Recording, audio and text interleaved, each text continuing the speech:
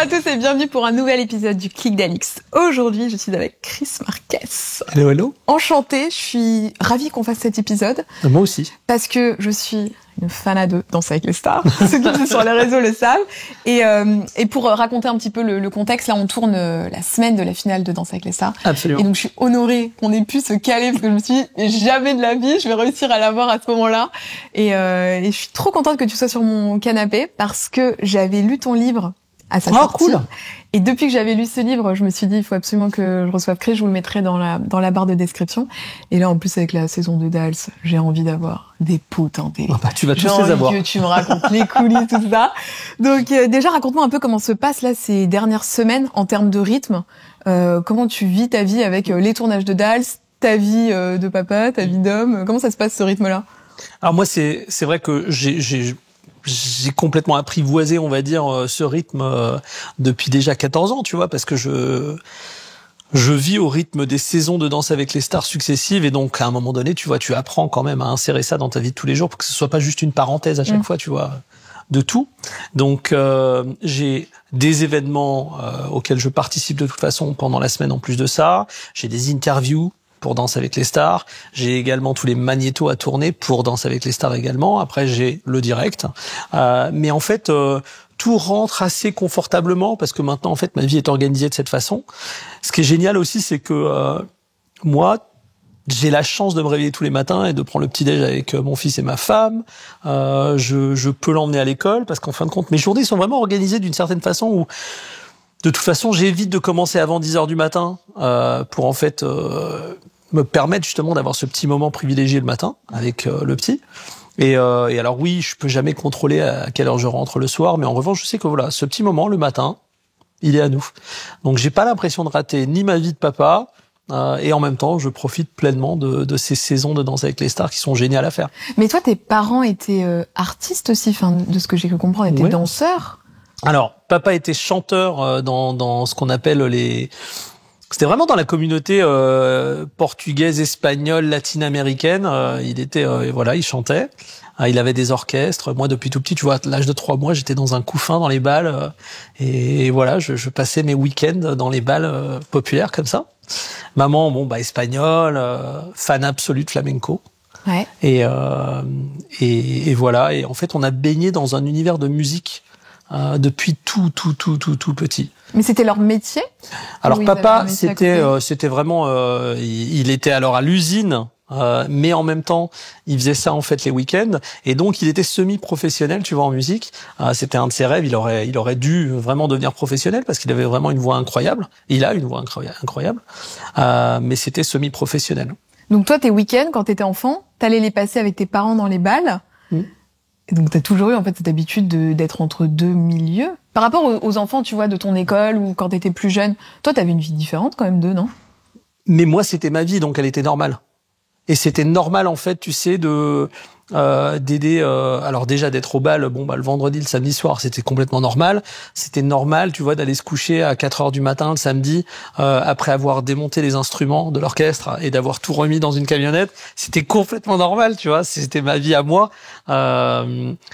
Après, je sentais pas que ça c'était une différence. Oui, enfin, personne te faisait remarquer quand t'étais petit, tes amis à l'école, que tes parents avaient une façon de vivre différente de la leur, quoi. Non. Mais après, mes parents ont quand même eu une vraie, mes parents étaient très conscients, tu sais, de nous donner une vraie vie normale, avec un cadre, avec une discipline, avec des obligations. Des choses immuables. Tu vois, l'école était non négociable. Chez les artistes, de temps en temps, tu vois, il y a ce petit truc, tu vois, de écoute, tu rates l'école le lundi, on était en festival le dimanche, c'est pas un problème, tu vois. Non, pas chez nous.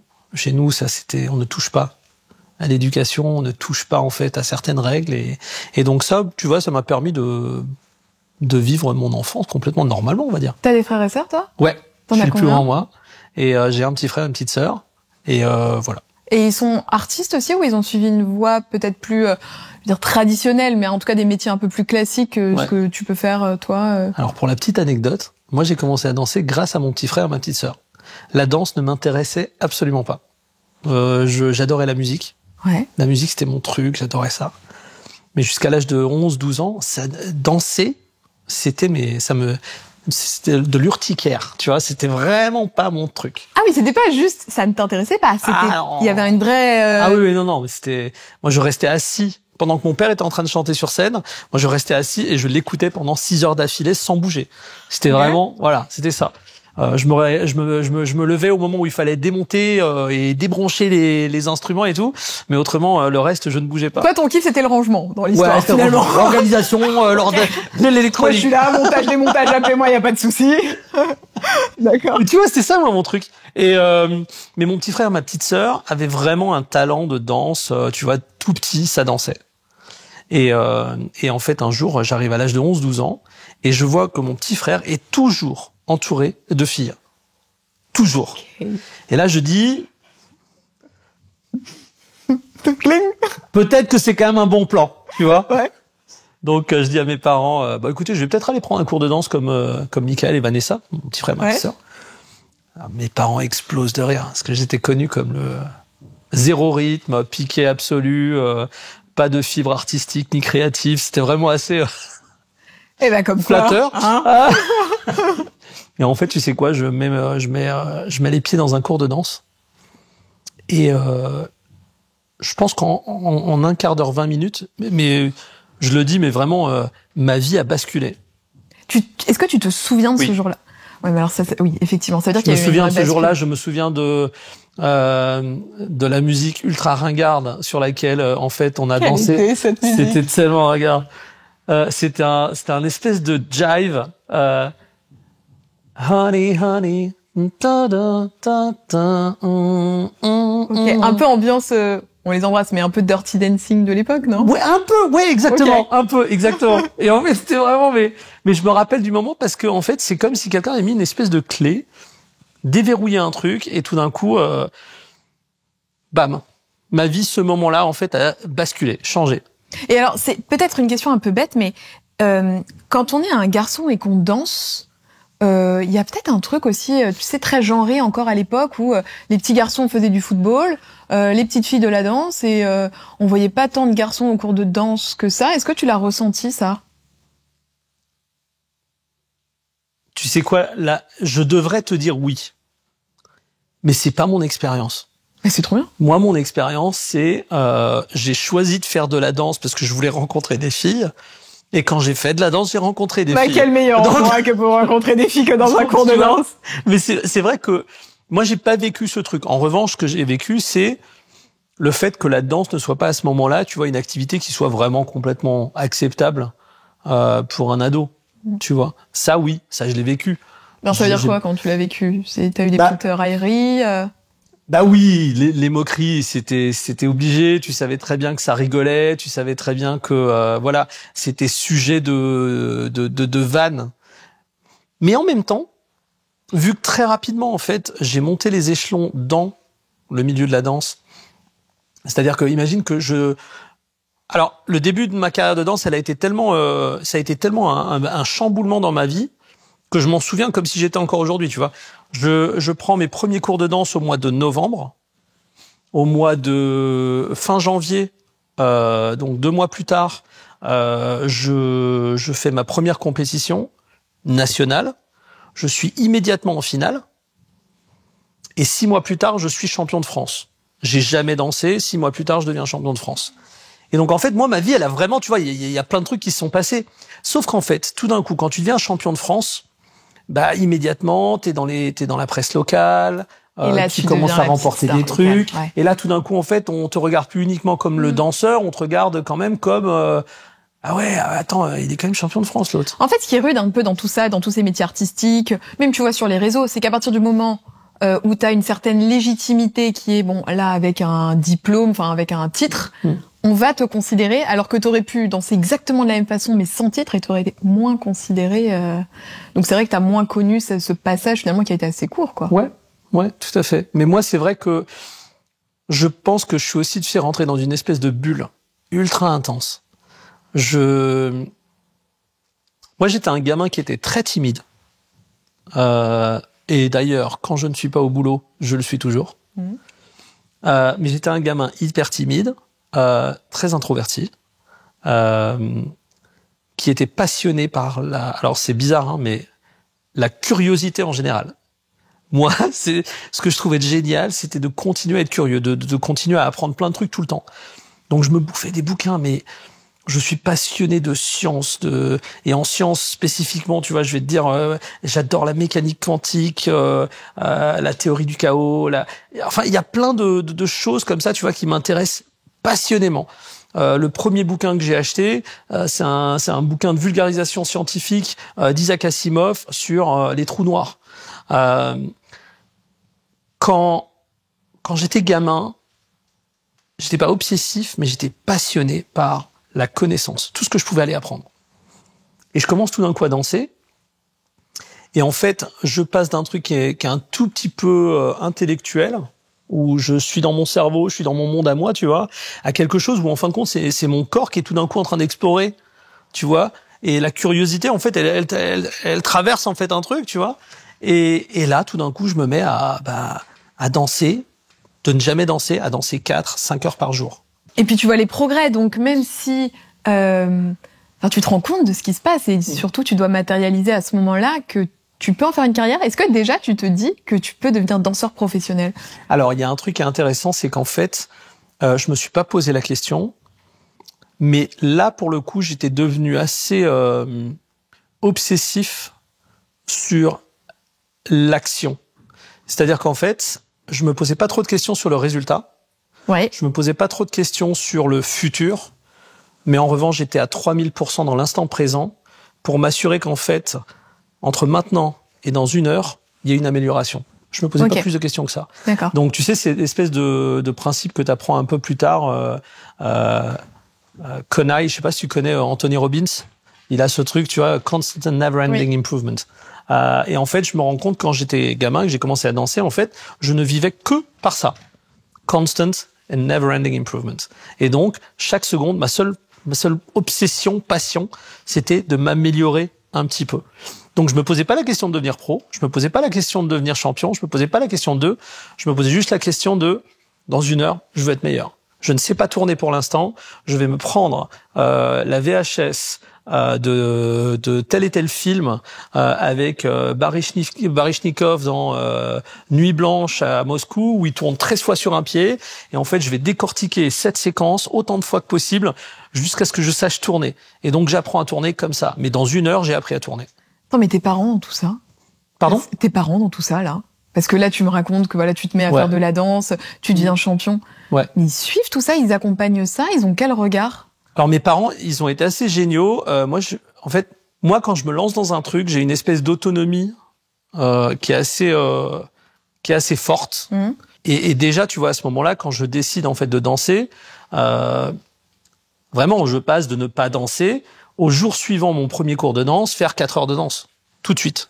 Et après, je ne m'arrête pas. Truc. Okay. Et donc en fait, ils le savaient, tu vois, tout d'un coup, le rituel pour moi, c'était le soir, on dînait. Une fois que j'avais fini de dîner, je descendais dans une petite pièce que j'avais de 14-15 mètres carrés et je dansais pendant 3 heures jusqu'à l'épuisement, et après j'allais me coucher.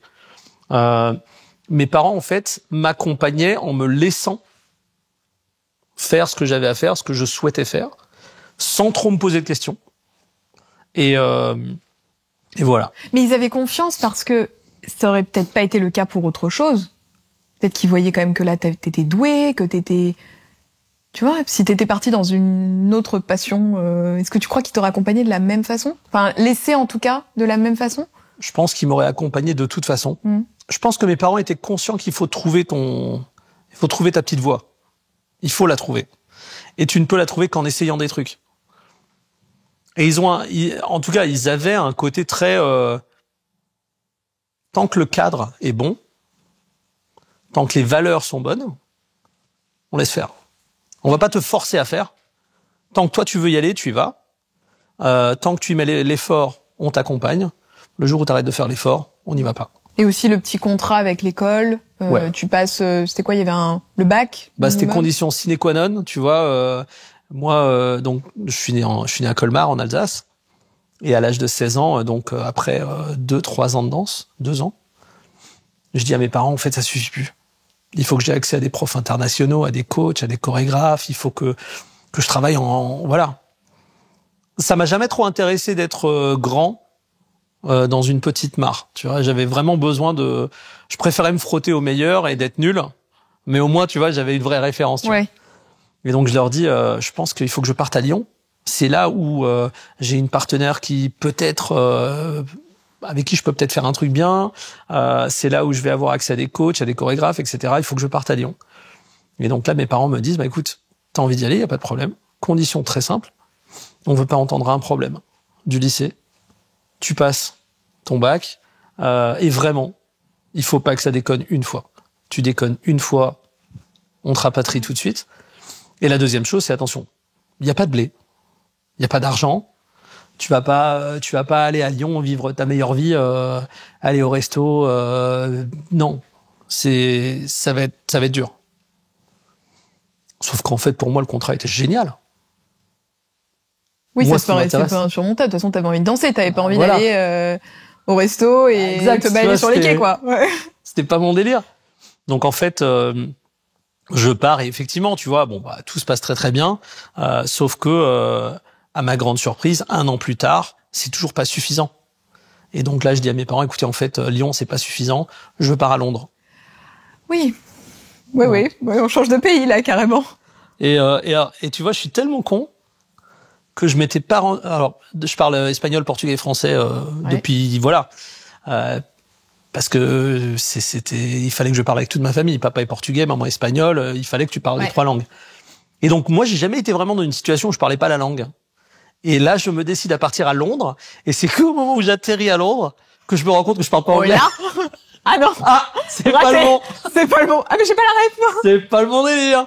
Donc, tu vois, c'était assez marrant pour moi, ça, parce que moi, je décide de faire un truc, je le fais, j'y vais. Je me pose pas non plus 50 000 questions.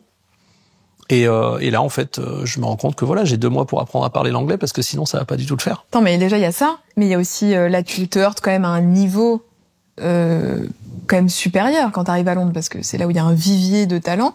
Non? Oui. Sauf que, moi, on m'a donné un truc génial. Il n'y a rien d'insurmontable tant que j'y mets le travail. Pour l'instant, tu vois, oui, depuis que j'ai commencé à danser, ça suit bien, hein. Ouais. Tu vois, c'est franchement, tant que je mets le travail, tout va bien. Et si je me heurte à une difficulté, j'ai juste besoin de travailler un peu plus dur pour la surmonter. Donc tout va bien.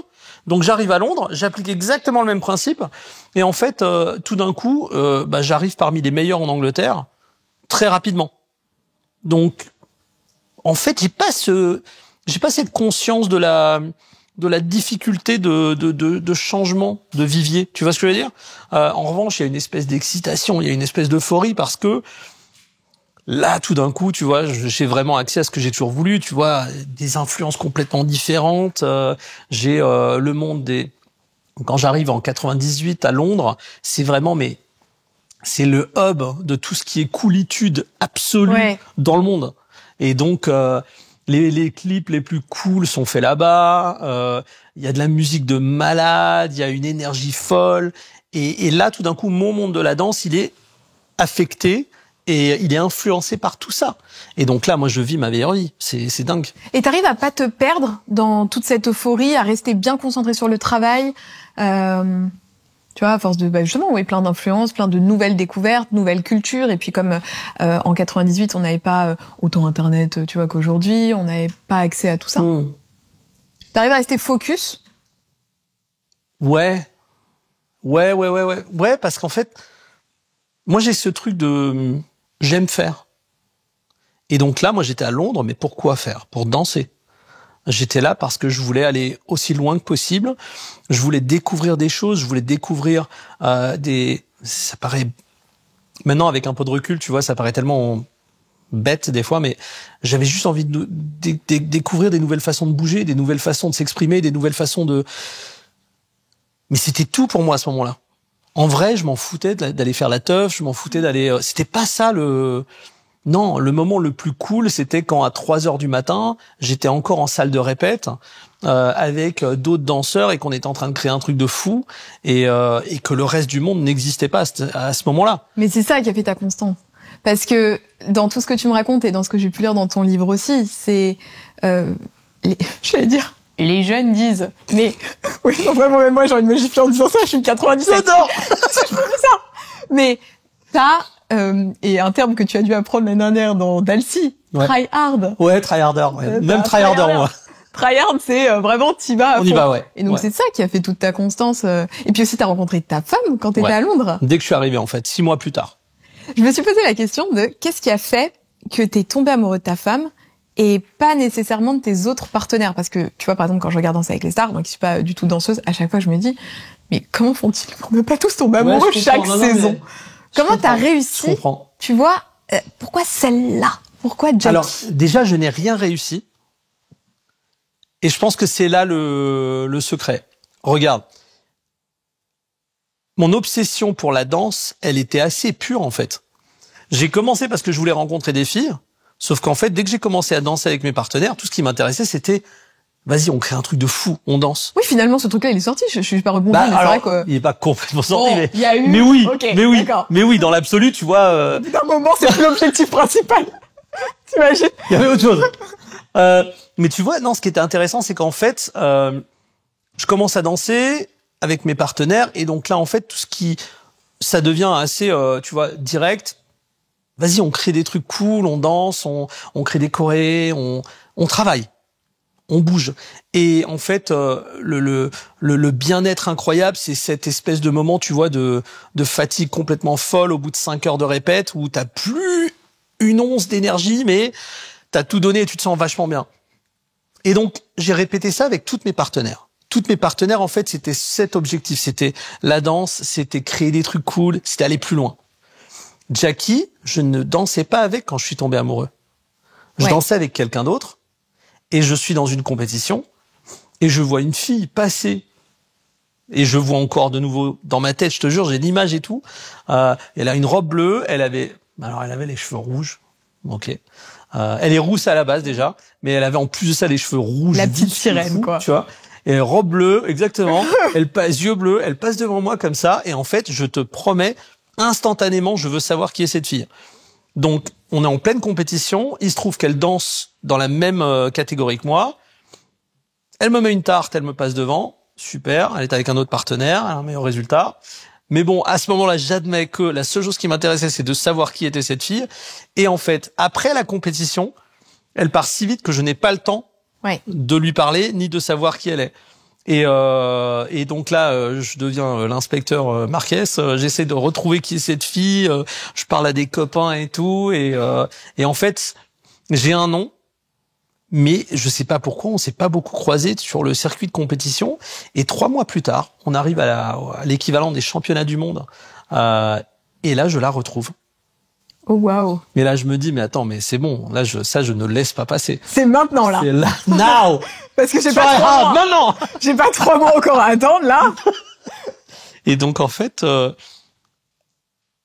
vais la voir tout de suite. Un copain à nous présente et on commence à discuter. Et alors, discuter, c'est vraiment un grand mot parce qu'il faut se rappeler que à ce moment-là, je parle quasiment pas l'anglais. Je suis nul, mais tellement nul. Et elle vient du nord de l'Angleterre. Elle vient de Liverpool. Avec un petit accent. Ah, le petit accent, il est énorme. Oui. Le petit accent, il est incompréhensible. Je voulais pas froisser peut-être les spectateurs du nord de l'Angleterre qui nous écoutent. Mais c'est vrai que quand tu parles pas anglais, il y a un petit accent, quoi. Ah ouais. Et là, je te promets que les premières conversations, mais je ne comprenais rien à ce qu'elle disait. Elle ne comprenait rien à ce que je disais. Mais bizarrement, on avait vraiment un truc d'énergie qui connectait, qui était cool. Et donc on reste en contact pendant plusieurs mois, on échange des lettres. Non mais moi je trouve ça trop mignon. C'est un délire. Tu les as encore les lettres? Non, je crois non, je suis pas si sentimental que ça en vrai. Oh, je trouverais ça trop stylé que t'aies une petite boîte, tu vois, que tu me dises j'ai une petite boîte avec un cœur et puis je les lis, le soir il y avait son parfum dessus. T'as fait ça? Est-ce que t'as parfumé tes lettres? Oh, mais t'es tellement une fille! Oui, t'as parfumé tes lettres ou pas? Oh, j'aurais trop aimé avoir cette anecdote. Chris Marquez qui parfume ses lettres d'amour. Non, c'était pas moi. Elle peut-être. Donc une petite romance épistolaire et donc s'installe. voilà, on était comme ça. Et à un moment donné, je dirais 4 mois plus tard, parce que là, ça c'est à peu près en mai. Je reviens en France pour l'été parce qu'il fallait que je gagne un peu d'argent aussi, et donc je revenais travailler à l'usine en France en été. Je travaillais dans des usines métallurgiques dans l'est de la France. Ah oui, changement d'ambiance là. Ah ouais, complet, ouais. J'avais un Fenwick, je transportais des tonnes et des tonnes de métal. Ok. Mais bon, ça me permettait après de repartir faire mon truc. Et donc, en septembre-octobre, je rentre en Angleterre. Et là, en fait, on veut absolument se revoir très vite. Et là, on se revoit et vraiment, on se quitte plus. Mais est-ce que là, vous êtes partenaire de danse? Donc c'est pour ça que tu t'es permis aussi peut-être de... Bah, c'est juste que moi, je me suis accroché à la personne. Ouais. Et je me suis pas posé la question de... Parce que si t'avais dansé avec elle, que ça avait été ta partenaire... Bah peut-être, bah je sais, non. Est-ce que t'aurais pu quand même... Non, je pense que si, je pense que de toute façon ça c'était meant to be, tu vois. Mais en vrai, j'avais tellement une approche un peu pro, arty, etc. de ce qu'on faisait que c'est vrai que je me posais pas la question de la relation à ce moment-là, tu vois. Et donc, quand on se revoit quelques mois plus tard et qu'on est vraiment là, on se lâche plus, on est ensemble tout le temps. On a un de nos coachs, parce on avait un coach en commun qui nous dit mais vous deux, vous êtes vraiment bêtes, hein. Vous deux, c'est quand même c'est un délire, vous deux. C'est-à-dire que vous êtes parfaits, déjà physiquement, l'un pour l'autre, en termes de danse. Vous avez littéralement toutes les qualités complémentaires qu'il faut dans un couple. Et pas à un moment donné, vous vous dites, faut qu'on danse ensemble. Et vraiment, mais ça nous tombe dessus comme ça, on n'y avait pas pensé. Et donc, il dit, non, on prend un cours avec moi, on fait un cours et on va essayer un truc. Et là, en fait, on commence à danser ensemble et immédiatement, en danse, il y a des choses, tu sais, que tu essayes de régler techniquement pendant des années. Tu sais, on est obsessif sur des trucs.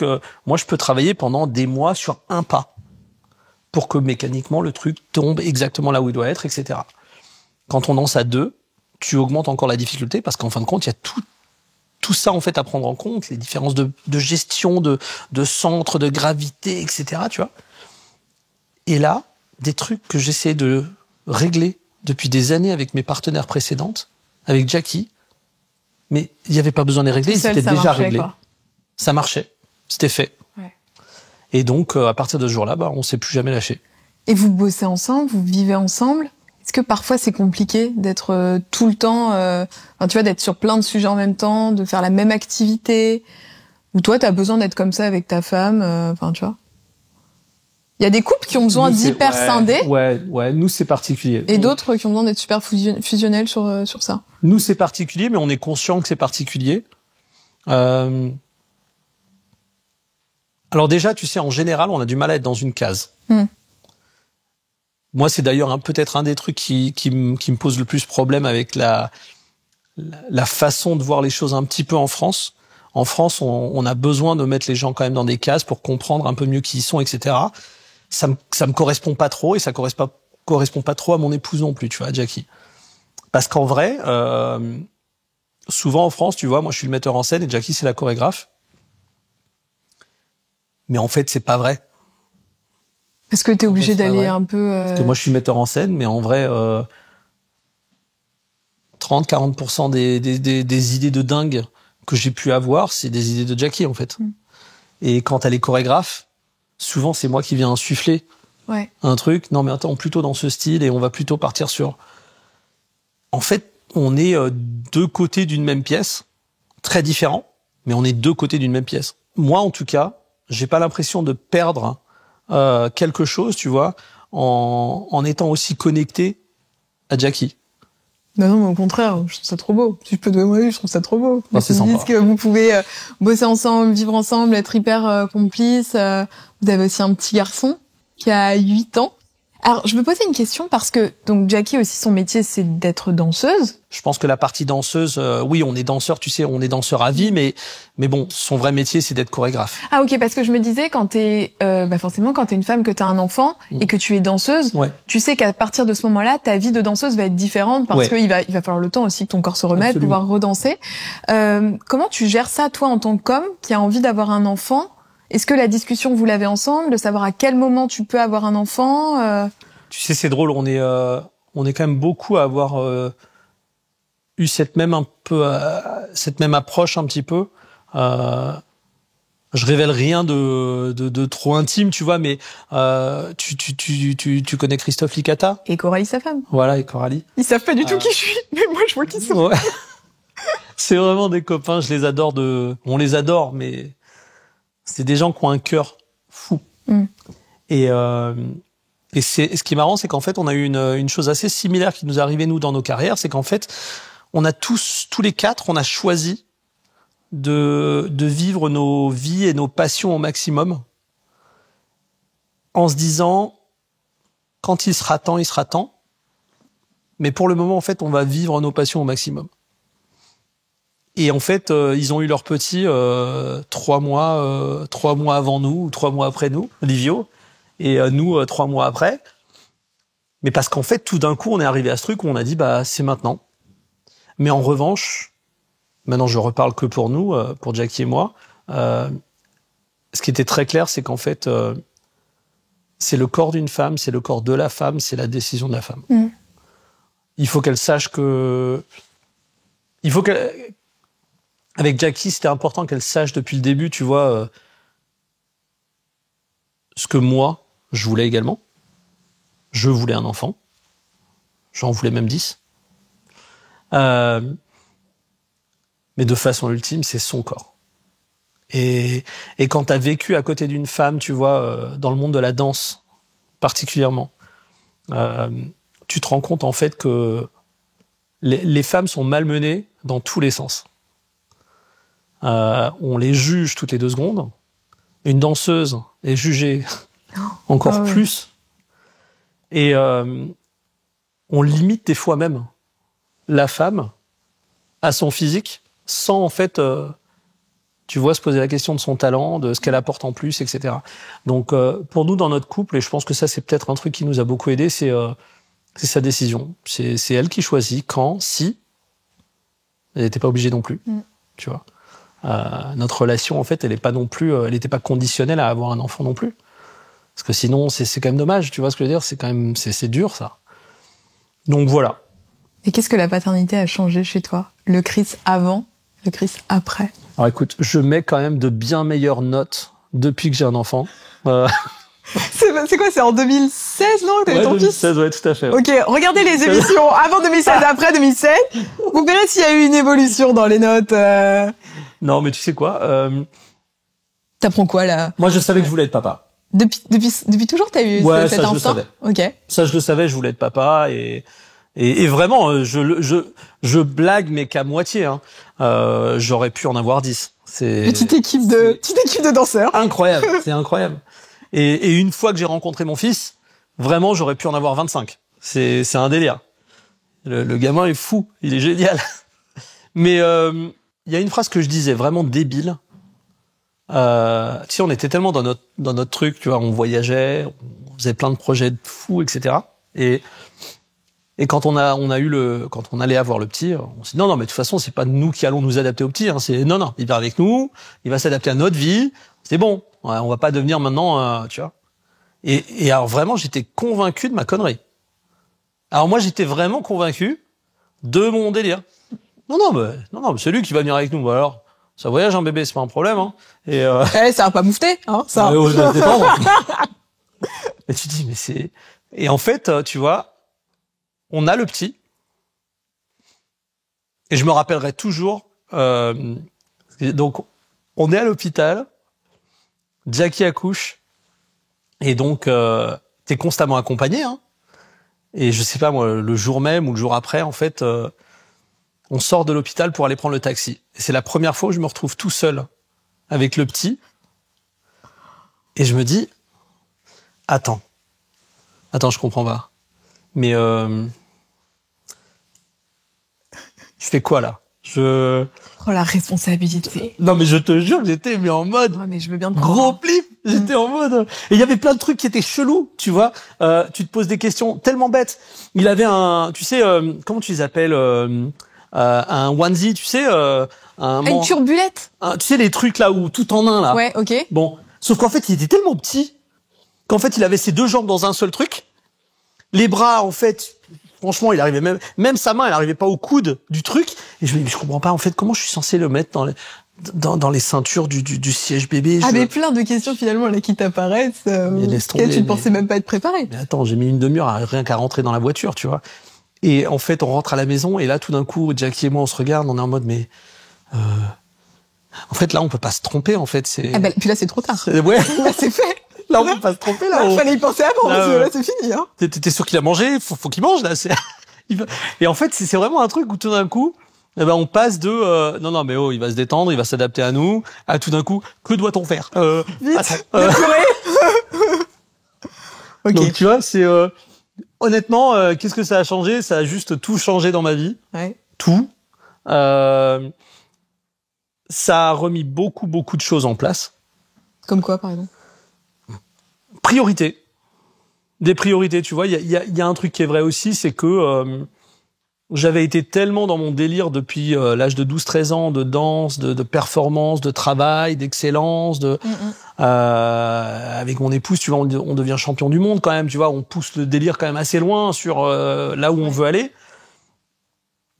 Qu'en fait, on en est arrivé à un point où il n'y avait pas forcément de recul entre les objectifs qu'on se donnait et la vraie vie. Et c'est pas que les objectifs qu'on se donnait n'étaient pas de la vraie vie, mais il y a aussi autre chose. Il y a d'autres dimensions dans une vie que le professionnel. Moi qui ai toujours dit, tu vois, je suis pas croyant, je suis pas, j'aime pas l'ésotérisme, je suis pas ultra spirituel. Et en fait, je me rends compte que c'est des conneries. C'est pas que je ne crois pas, c'est pas que je ne suis pas spirituel, c'est qu'en fait, je n'ai jamais travaillé sur les autres dimensions qui font de toi quelqu'un quand même d'un peu complet. T'as besoin d'un peu tout, tu vois ce que je veux dire? Et donc, c'est bizarre. Et moi, en tout cas, mon fils, c'est ce qu'il a changé en moi. C'est qu'il m'a juste recadré un peu, tu vois. Ouais, la priorité, elle est là. Ouais, voilà. Comment il voit, je vais dire votre métier, mais ton métier d'image, son papa qui passe sur TF1, parce qu'aujourd'hui, il a 9 ans. 8 ans. 8 ans. Comment il voit ça? Comment il décrit ton métier? Écoute, c'est marrant parce que,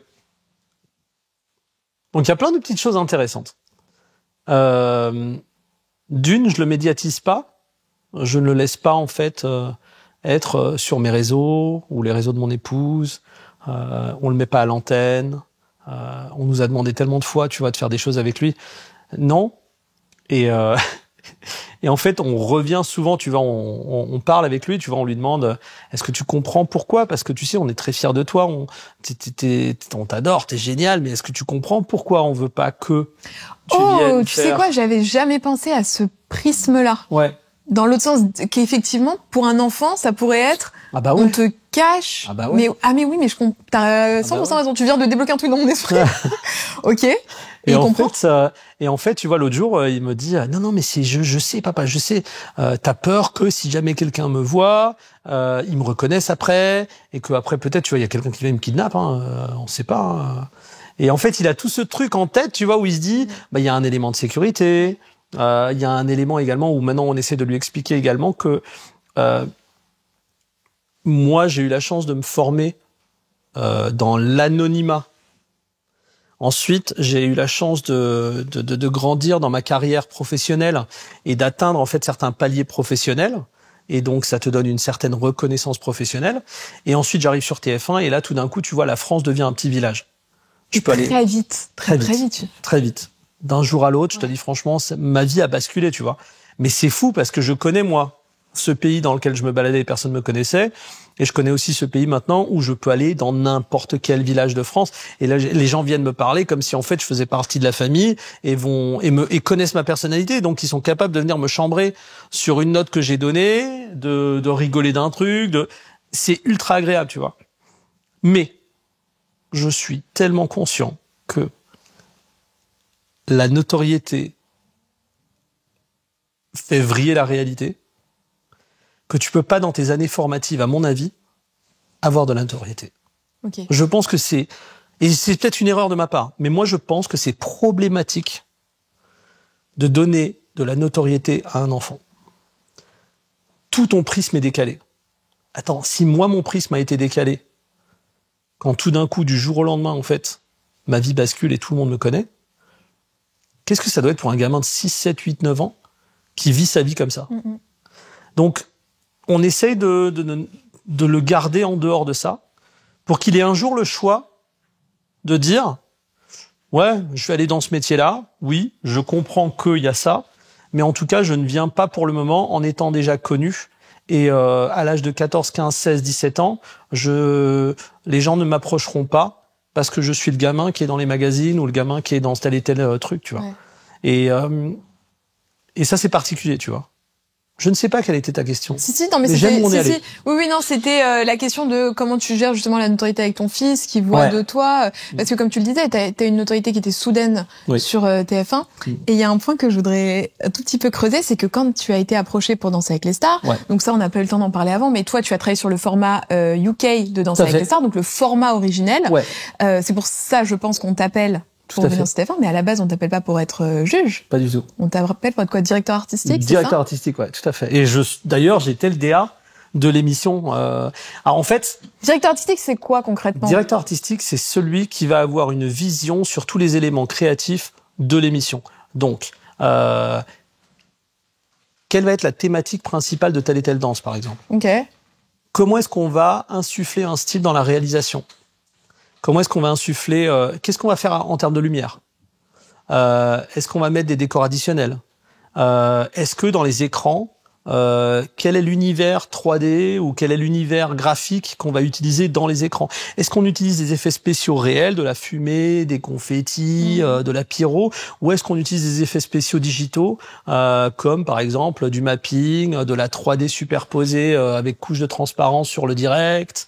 Est-ce que tu vois, c'est tous ces éléments-là qui nous permettent en fait d'emballer la danse de façon encore plus visuelle, encore plus folle. Donc on t'appelle pour ça. Ouais. Et un petit twist, c'est que t'es appelé pour venir dans le bureau de quelqu'un d'important chez TF1. Ouais. Et il te dit non, finalement, on veut que tu sois juge. En fait, ce qui se passe, c'est que je commence à travailler chez TF1 en tant que DA, donc pour l'émission. On me le dit, voilà, tu seras pas juge, mais c'est pas un problème. On adore ta vision, tu vas être le DA de l'émission. Ouais. Super, j'adore l'idée. C'est de toute façon ce que je voulais faire. Donc c'est génial. Et là, en fait, après quelques réunions, où pour le coup, tu vois, en tant que DA, j'étais en réunion avec des dirigeants de TF1, TF1 Productions, BBC Worldwide, etc. Et en fait, on me voit à un moment donné prendre une décision un petit peu soudaine, parce que je n'aimais pas la direction dans laquelle allait le programme. Et écoute, c'était un petit peu ça. Et en fait, je décide de vraiment changer la direction artistique d'un élément. Et là, tout le monde est surpris autour de la table. Et je dis à une équipe, écoutez, merci beaucoup, mais vraiment, ça va pas dans la bonne direction. Je vais me passer de vos services. Attends, tu peux me dire quel genre de direction c'était? En fait, c'était le stylisme. Ok. Quand j'arrive sur l'émission pour commencer à bosser, on a une styliste, mais alors avec un talent incroyable. Une styliste, je donnerai pas son nom, mais elle venait du cinéma, elle avait un talent fou. Elle me faisait des planches, mais qui étaient incroyables. Sauf que pas adaptées à notre émission. Pas adapté, pas les bonnes textures, pas les bons matériaux, pas facile d'enlever, pas facile de remettre. On est sur une émission où en réalité on crée un show live où tous les changements doivent être presque en changement rapide, temps réel, tu vois, il faut y aller. Des fois, tu as 30 secondes pour passer d'un costume à l'autre, etc. Et en plus de ça, on a certains codes. Les gens parlent de paillettes, mais nous, quand on parle de paillettes, c'est pas des paillettes, c'est ce qu'on appelle des strass. Et des strass, en fait, à l'époque, ça venait d'une marque qui s'appelait Swarovski. Et ça devait être ça, et ça pouvait pas être de la paillette. Et sur ça, on n'arrivait pas à se mettre d'accord. Et le problème, c'est que je savais qu'au final, on allait être déçus par le résultat final et visuel de l'émission. Pourquoi? Parce qu'en fait, en cinéma, tu peux prendre 4 heures pour éclairer une scène. En télévision, ton costume, il doit être fantastique dans n'importe quelle situation. Il doit briller de 1000 feux. Si tu es dans la lumière, hors de la lumière, si tu es derrière, devant, tu n'as pas droit à l'erreur sur ça.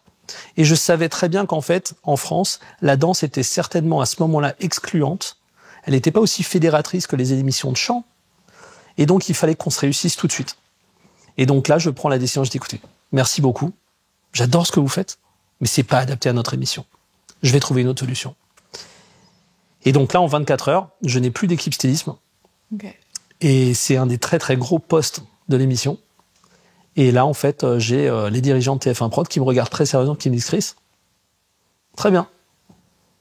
T'as pris cette décision? Pas de souci, on te suit. T'as 24 heures pour régler le problème. Mais c'est ça qui a fait basculer ta carrière.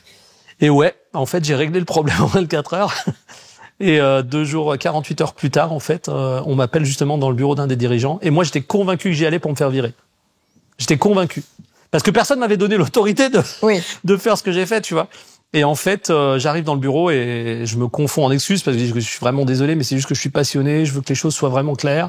Je suis désolé, j'espère que j'ai causé. J'espère que le programme marchera bien. Et voilà, quoi. Et non, mais t'inquiète. Écoute, on a fait une connerie. En fait, je pense qu'on va te mettre à l'antenne. Tu vas être juste Danser avec les stars. Et c'est parti de là. Mais toi qui travaillais sur l'émission, ils avaient déjà à l'époque, il y avait 3 juges. Ouais. Ils les avaient déjà. Et il y en a un qui est parti pour que tu prennes sa place. Alors, dans la mécanique, je sais pas exactement comment ça s'est passé, mais je sais qu'ils avaient déjà une vraie présélection de 3 juges. Ouais. Et je sais qu'à un moment donné, voilà, effectivement, je suis devenu le 3e et pas quelqu'un d'autre. Tu sais, enfin, je me doute que là tu vas pas donner son nom, mais est-ce que toi tu sais juste qui était la personne? Oui. Ok. Oui. Et ce qui est dommage, c'est que cette personne m'en veut. Parce qu'elle est convaincue que j'ai œuvré à essayer de l'enlever de son poste. Et vraiment, pour le coup, tous les gens qui me connaissent le savent, c'est pas du tout ma méthode de fonctionnement. Donc c'est la seule chose. On s'est reparlé depuis et ça va. Mais à l'époque, c'est sûr que la personne pensait que. Et aujourd'hui, alors quel est ton rôle? Parce que toi, t'es quand même là depuis 14 saisons. Ouais. J'ai l'impression que t'es un peu plus qu'un juge. Est-ce que tu as des pouvoirs supérieurs aux autres juges? Est-ce que tu as des prises de décision en plus? Non, mais j'ai des super pouvoirs, ça c'est sûr, je n'en doute pas. Spider-Man. Non, écoute, je suis juge. J'ai quitté même la direction artistique du programme en 2016, quand j'ai eu le petit. Ah, ben voilà, tout a changé à ce moment-là. Quand j'ai eu le petit. Donc j'ai quitté la direction artistique du programme et je suis resté en tant que juge. Mais c'est vrai que j'ai une relation privilégiée avec Fred Pedrazza et Déborah Naon, qui sont donc les producteurs historiques du programme. J'ai une relation privilégiée avec BBC Studios, qui sont les coproducteurs et les détenteurs du format, et bien sûr la chaîne TF1. C'est une relation assez fluide. Donc tu peux proposer des choses aussi? Je peux proposer des choses, on me demande mon avis sur beaucoup de choses également. Mais c'est vrai que c'est assez agréable d'être dans mon rôle de juge et... Parce que je sais que dans cette émission, surtout Danser avec les stars, comme en plus, pour vous expliquer un petit peu, parce que moi j'ai appris ça au fur et à mesure, mais comme c'est un format qui vient des UK, on peut pas faire ce qu'on veut. Non. C'est-à-dire que je sais pas si tu voulais changer une couleur du logo, la façon de tourner la boule lumineuse, là il faudrait les autorisations de 1 milliard de personnes. Ouais. Est-ce que toi, en connaissant très bien le format UK, il y a certaines choses que tu aimerais amener dans l'émission française, que t'as soumises, tu vois, peut-être? Alors, pour la petite histoire, vite fait, en 2003, donc il y a 22 ans, oui. Jackie et moi, on nous appelle pour aller faire un espèce de petit workshop, une séance de travail avec 2 productrices de la BBC. À l'époque, en fait, on avait 0 blé et donc on prenait tout ce qui passait entre... Et ils voulaient juste nous voir parce qu'en fait, on avait des compétences en réalisation de danse.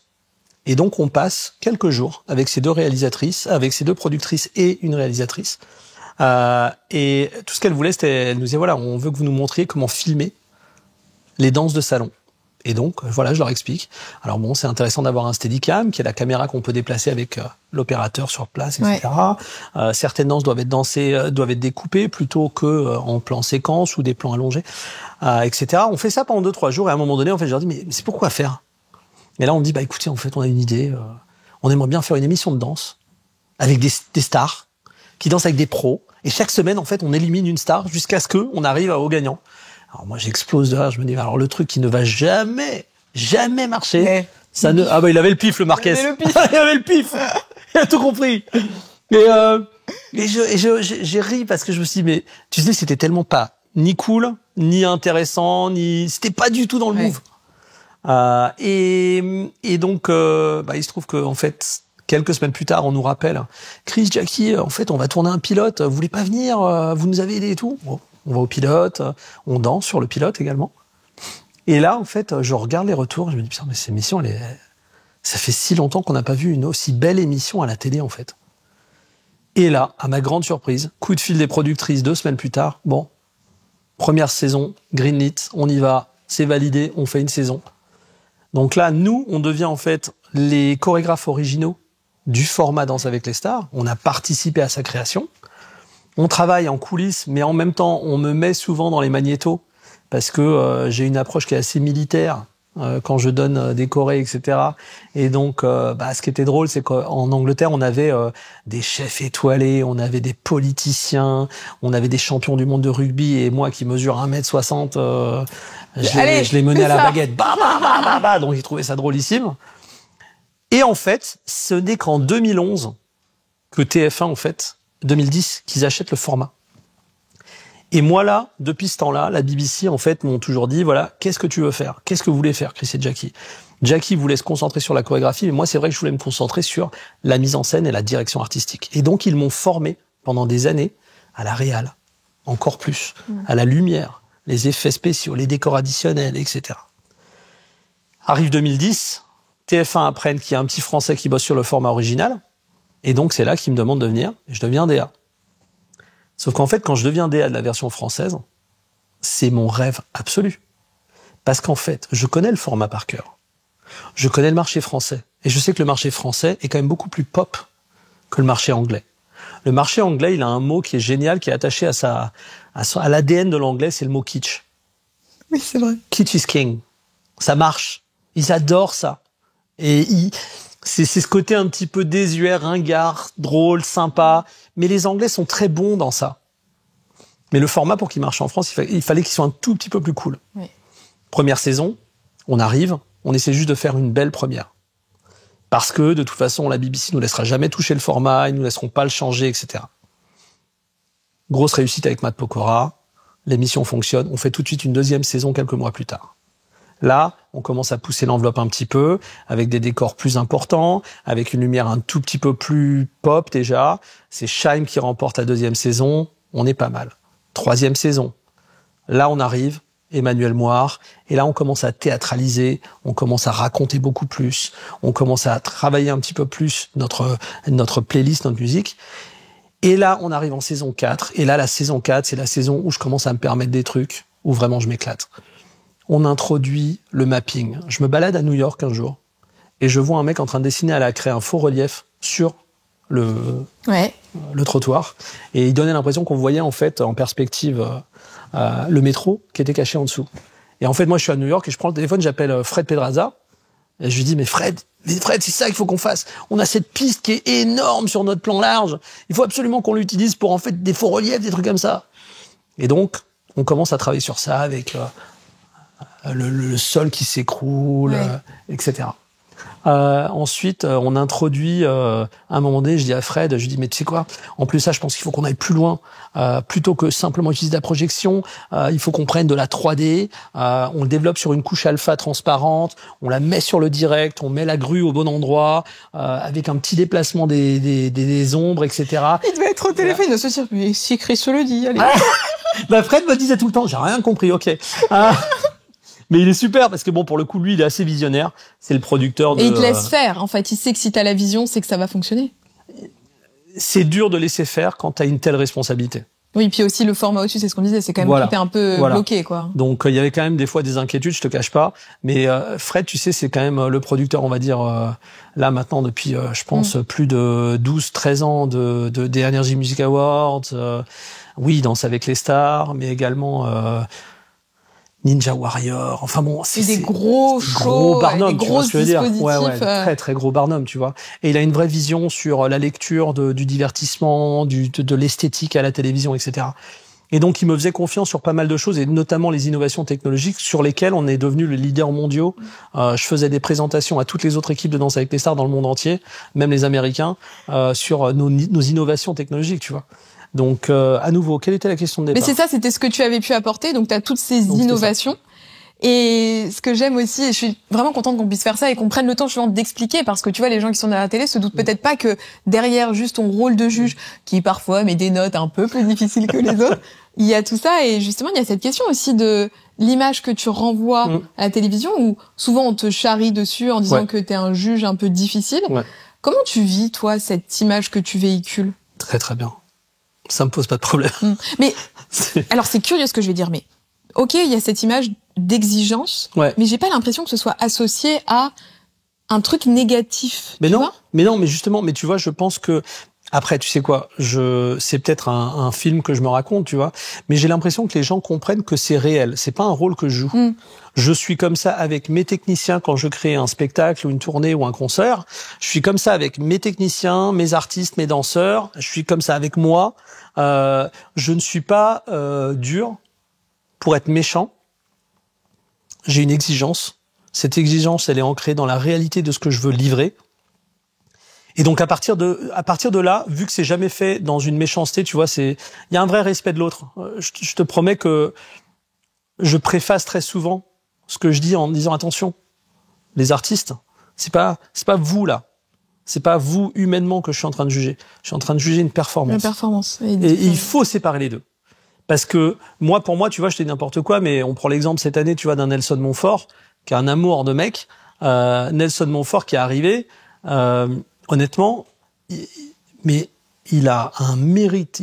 Il mérite le respect immédiat de tout le monde. Le mec, en fait, était là, il travaillait, il faisait ses répètes, il donnait tout ce qu'il pouvait donner. Honnêtement, ça mérite le respect. Maintenant, je suis obligé de juger une performance. Parce que si je ne juge pas la performance, je leur mets des 10 à tous. Oui, mais alors, si je puis me permettre, ouais. Avant, il y avait note artistique, note technique. Ouais. Pourquoi on n'a plus ça? Parce que ça permettait de faire le distinguo des deux, non? Ouais, mais sauf qu'en fait, qu'est-ce qui se passe? Naturellement, tu sais que la note artistique va être 2-3 points au-dessus. Ouais, tu la note surnotes technique un peu. va être Ouais. 2-3 points en dessous. C'est pas ultra intéressant. Ça donne une impression de granularité, une impression de, mais c'en est pas vraiment une. Ah, parce que je me demandais pourquoi ça avait été, tu vois, supprimé. Mais c'est vrai qu'effectivement, les notes artistiques étaient toujours, parce que, en fait, les gens sont pétris de bonne volonté et essayent de bien faire, quoi. Et derrière la performance, tu peux toujours aller dire, tu vois, ouais, mais tu vois, c'était nul techniquement, mais je sais que t'avais la niaque, t'avais une énergie, t'avais une intention puissante, etc. Tu peux toujours, en fait, emballer ça, tu vois ce que je veux dire? Oui, c'est vrai. Donc, ça te donne une impression de granularité, mais c'en est pas vraiment une. Autant se positionner, tu vois, et y aller, et non, je te mets un 5. Sur une globalité, quoi. Fin de l'histoire. Je voudrais te montrer une petite vidéo. Ouh. Parce que, il y a une facette de toi qu'on connaît pas nécessairement. Ok. Et ta femme, qui n'est pas là malheureusement avec nous aujourd'hui, a fait une petite vidéo pour parler de cette facette qu'on ne connaît pas de toi. À ton avis, qu'est-ce qu'elle a dit? Oula! Quelque chose que tu fais et qu'elle sait. De quoi elle pourrait parler? Écoute, elle sait tout, donc et il y a beaucoup de choses que je ne dis pas, donc je ne sais pas. Bon, je te laisse regarder. Hey my love, on m'a demandé de raconter une anecdote ou de te poser une question. Je pense que les gens ils savent pas que t'es un super coach de vie.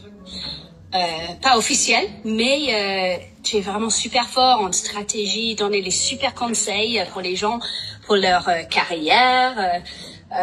Non seulement juste la danse ou être sur scène, mais vraiment pour la vie, tout ce qui concerne la vie. Donc, je veux te demander que tu me rappelles quel est le meilleur conseil que quelqu'un d'autre a donné à toi. Bisous. Elle est tellement Hey my love. Elle est tellement Hier, cool. je regardais. Hey my love. Putain, elle est trop douce. Tellement cool. C'est vrai qu'on sent un peu ce côté coach de vie, ce côté comme t'as envie d'apprendre, t'as envie et ça c'est je trouve vraiment retranscrit là dans notre échange, c'est toujours cette soif d'améliorer. Je pense que c'est à ça qu'elle fait référence, mais c'est vrai que toi, est-ce que t'as eu un mentor un jour qui t'a donné un conseil? Alors peut-être que c'était sur une critique qui au début pouvait te paraître compliquée à entendre et dure, mais finalement qui s'est révélée en vrai conseil. S'il y a une phrase qui a marqué toute ma vie et qui en fait me permet quand même de dépasser constamment l'instant T, c'est constant and never-ending improvement. Canaille. Pourquoi? Parce qu'en fait, c'est la seule chose qui ne m'a jamais fait défaut. Le désir d'améliorer un tout petit peu chaque jour, un petit peu tout le temps. Après, tu vois, il y a des choses que je te dirais maintenant que j'aurais jamais pensé dire quand j'avais 18 ans. Mais un des trucs les plus importants de ma carrière, ça a été l'honnêteté. Et je m'en rendais pas compte quand j'étais gamin, tu vois. Mais je crois que c'est ultra important aujourd'hui d'avoir une honnêteté. Alors bon, les gens peuvent dire, peuvent attribuer ça différemment, peuvent l'enrober différemment, tu vois. Ils peuvent dire, on doit avoir des valeurs claires, on doit avoir. Moi, je pense qu'il faut juste être très honnête dans sa vie, sur qui on est, honnête sur ce qu'on veut. Souvent, tu vois, il y a qu'en étant honnête sur ce qu'on veut réellement qu'on peut littéralement faire un plan pour y arriver. Tu crois à tout ça, tu sais, au pouvoir de la manifestation, à... Alors attends. Donc, manifestation, je t'explique, vas-y. Ah là là. Non, je sais pas, c'est une question comme ça, parce que Alix, j'ai l'impression... je vais me taper la honte sur ton podcast, tu vas voir. Aïe. Je te raconte un truc. Ok, vas-y. Le secret. Oui. Le bouquin. Oui. Bon. Dans Le la barre secret. d'infos aussi, si vous voulez le lire. Le secret. Écoute. Donc, je lis ce bouquin. Je sens que j'aurai une anecdote incroyable. Vraiment, là, je suis là, les popcorn. Je lis ce bouquin mais quand il est sorti, Oui. il y a très longtemps. C'était une mode, tu vois, à Los Angeles, tous les gens créatifs, Les accords ils lisaient Tolkien, tous, ouais, tout ça. Oui, ok. Je lis le truc et je dis, mais quel bouquin naze. Mais naze. Mais quand je dis, mais tellement mauvais, je me dis, mais c'est pas possible, il peut pas y avoir des débiles qui croient ça, quoi. Je lis le bouquin et je me dis, mais c'est pas possible. Sauf que je passe un petit moment de doute très très fort quelques mois plus tard. Et Jackie, qui sait toujours à quel moment il faut revenir sur un truc, me dit, tu te rappelles là le bouquin là nul que t'as pas aimé? Ouais. Il y a un truc qui s'appelle les vision boards. C'est en fait juste tu fais un tableau de visualisation. Tableau de visualisation. Ce serait peut-être tu sais, écoute, de toute façon, t'as rien à perdre. Ce serait peut-être une bonne idée d'en faire un.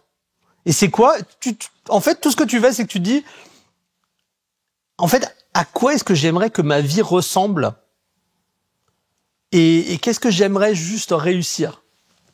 Et en fait, ce qui est marrant, c'est que je suis pas très matériel en réalité. J'ai besoin de beaucoup de bonheur, j'ai besoin de beaucoup de joie dans ma vie de tous les jours, j'ai besoin de gens qui m'aiment, j'ai besoin d'aimer des gens autour de moi. Ça, c'est numéro 1. Et donc, il y avait beaucoup autour de ça, des mots forts. Tu vois, la joie, le bonheur, etc. Et à un moment donné, c'est vrai que je dis, si en plus de ça, je vais faire un truc. J'aimerais bien une jolie maison et j'aimerais bien un escalier, j'aimerais bien ça et j'aimerais. Et en fait, là, je me fais un truc.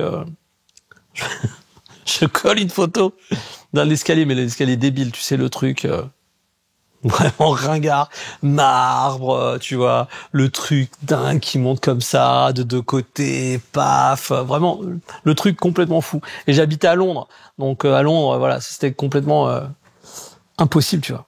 Et donc ça, j'ai mon vision board et tout. Bon, il se trouve que je me sors de mon petit moment de doute et que j'étais pas très, ça va, j'étais bien, tu vois. Sauf que je retrouve mon vision board il y a quelques mois. Là, je l'ai fait il y a 15 ans, ok? La photo de l'escalier que j'avais mis sur mon vision board il y a 15 ans, c'était mon escalier aujourd'hui. Tu l'avais oublié, ça? Mais ouais, mais complètement. Mais c'est le truc, c'est tellement improbable. Est-ce que t'es revenu un peu sur ton jugement des gens qui lisaient Bah le secret, ouais, mais oui. En fait, tu vois, je me dis, en réalité, et c'est pour ça que tout d'un coup, j'ai commencé à réactiver un petit peu tout le côté spiritualité. Il y a plein de choses, j'y crois pas. Attention, je suis pas. Mais je pense que tu ne peux pas te faire du mal à vouloir te faire du bien. Oui, à avoir des pensées positives, voilà, à bien se traiter, à pas se dire je suis nul, je ne vais pas y arriver. J'ai été malade à un moment donné, moi, pendant ma vingtaine. Et en fait, j'ai plein de gens qui m'approchent encore aujourd'hui pour me parler de ça. Et qui me parlent de leur vécu, tu vois, dans cette espèce de maladie un peu très relou. Et un des trucs les plus importants, à mon sens, et que je répète tout le temps aux gens, be kind to yourself. Sois bienveillante avec toi-même. Parce que les gens ne se rendent pas compte qu'ils sont si durs et des fois si méchants avec eux-mêmes, envers eux-mêmes. On se sabote, c'est du sabotage en fait. On est les pires. C'est fou. On est les pires. Est-ce que, souvent ce que ma mère me dit, mais est-ce que tu parlerais comme ça à ta copine? Mais non. Alors pourquoi je peux pas? Ou alors à ton toi petit. Tu vois, tu visualises. Jamais ça. Mais non. Jamais. Du tout. Très sympa cette petite Alix ou ce petit Chris, on va pas aller les embêter. Non mais tu vois. Ouais, bien sûr. Et donc moi ça c'est un vrai truc où il faut prendre soin de soi. il faut accepter un peu de bonté dans la vie, de bienveillance, dans tous les sens. Et donc, ouais, tu vois, j'étais très... je jugeais très négativement, tu vois, ces trucs, le secret, etc. Bien sûr que je crois pas au pouvoir magique d'eux, mais en revanche, je pense qu'effectivement, le simple fait de te dire clairement, en fait, j'ai envie de ça, bah tu vas petit à petit, en utilisant l'amélioration constante, tu vois, tu vas te diriger dans la bonne direction, tu vas aller au bon endroit. Et je pense que c'est ultra important, ça. Oui, de toute façon, ça peut pas faire de mal. Évidemment, il y a plein d'autres choses qui rentrent en compte, les privilèges, etc., et qui tuent. Mais c'est vrai que, en tout cas, penser positivement comme ça peut pas faire de mal. Au moins, tu peux t'aider un petit peu. Et la suite, alors, parce que je vais devoir te libérer, parce qu'après, tu as toutes tes interviews pour Danse avec les stars. Mais quels sont les projets, là, moyen terme après Dals? Est-ce qu'on se repose un petit peu? Est-ce qu'on repart en tournée? Parce qu'il y avait la tournée l'année précédente qui a été malheureusement annulée à cause d'une blessure pas cool. Ouais, bah en fait, j'ai mon talon d'Achille en fait qui s'est détaché du mollet. Ça c'est pénible. Hein. Ouais, c'était pas sympa, ouais, c'est pas cool. Ouais, surtout que vraiment. Non, ce qui était très dur, c'est que tu travailles toute une carrière pour pouvoir un jour dire j'ai une tournée de Zénith complète. Et là, tu vois, je te donne l'exemple de la scène musicale à Paris. On avait vendu 8400 billets, je crois, 8800 billets, un truc comme ça. Okay. On était complet un week-end entier. C'est le rêve d'une vie, ça. Et j'avais ce schéma partout en France. Et ça t'arrive, tu vois, tout d'un coup, tu te dis, mais c'est pas possible. Pourquoi ça s'acharne comme ça? C'est quand même un délire. J'essaie d'être bien, j'essaie d'être bon, j'essaie de m'occuper des gens correctement. Et pourquoi ça m'arrive? Mais non, en fait, il n'y a pas de raison. C'est pas de raison. C'est bon. Peut-être que le pourquoi, tu le verras plus tard. Peut-être, exactement. Mais en tout cas, tu vois, j'ai arrêté de me poser aussi des fois les mauvaises questions. C'est une mauvaise question de. Oui, il n'y a pas à chercher tout. Effectivement, il n'y a pas à chercher tout le temps. Un jour, t'éteins d'enchaînement. Voilà. Merde, c'est comme ça, quoi. Tu vois. Mais Qu'est-ce plutôt que de décaler, ouais. J'ai décidé d'annuler complètement la tournée. Ouais. On a remboursé les gens. Parce qu'en fait, je me suis dit, bon, déjà économiquement, tu vois, je pense qu'aujourd'hui, tu peux pas faire ça aux gens. Les gens, tu vois, ils viennent me voir des fois en famille, ils sont à 5, 6, 7. Ils dépensent 400, 500 balles, tu vois, pour venir voir un spectacle. Tu peux pas garder leur argent et leur dire, je vous le livre dans un an quand je peux redanser. Et en même temps, pendant cette espèce de convalescence de 3 mois, ça a commencé, alors pendant 3 semaines, j'étais en déprime absolue. Et tout d'un coup, en fait, mon cerveau a commencé à marcher. Et j'ai développé un tout nouveau truc. Et donc. En fait, il est là le pourquoi. Bah voilà, tu vois. Donc, j'en parlerai bientôt. Ok. Mais je peux pas en parler tout de suite. D'accord. J'accepte. En tout cas, ça valait le coup au final. Et je suis ravi parce que ça me permet de passer à la nouvelle étape. Alors le bientôt, c'est temporalité?